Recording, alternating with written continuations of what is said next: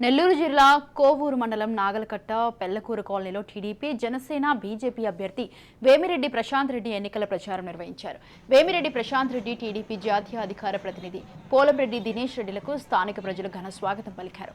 TDP అధికారంలోకి వచ్చిన వెంటనే ఇఫ్కో కిసాన్ సెజ్లో పరిశ్రమలు ఏర్పాటు చేసి నిరుద్యోగ యువతకు ఉపాధి అవకాశాలు కల్పిస్తామన్నారు.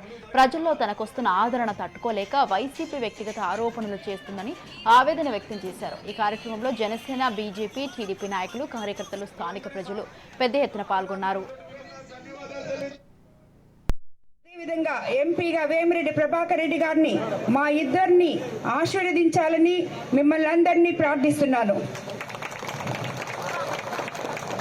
నేను నార్మల్గా రాజకీయ నాయకురాల్ని కాదు, ఇప్పుడే ప్రత్యక్ష రాజకీయాల్లోకి వచ్చాను కాబట్టి నాకు పెద్దగా ఉపన్యాసాలు చేయడము రాదు.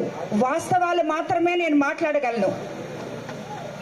వాస్తవంగా ఈ కోవూరు నియోజకవర్గంలో ఈ నియోజకవర్గాన్ని అవినీతి రహిత కోవూరు నియోజకవర్గంగా చేసి కోవూరు ప్రజలకందరికీ అంకితం చేస్తానని మాటిస్తున్నాను. మేము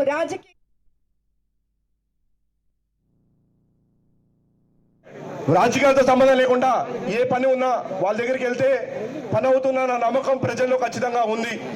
రేపు తెలుగుదేశం పార్టీ అభ్యర్థిగా మనం గెలిపించుకుంటే ఖచ్చితంగా మన నియోజకవర్గానికి జరగాల్సిన అభివృద్ధి పనులు జరుగుతాయని చెప్పి నేనైతే ఖచ్చితంగా నమ్ముతున్నాను.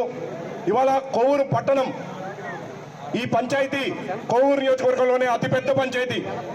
అలాంటి పంచాయతీలోనే ఇవాళ మౌలిక వసతుల కల్పనలో వైఎస్ఆర్సీపీ పార్టీ పూర్తిగా ఫెయిల్ అయింది.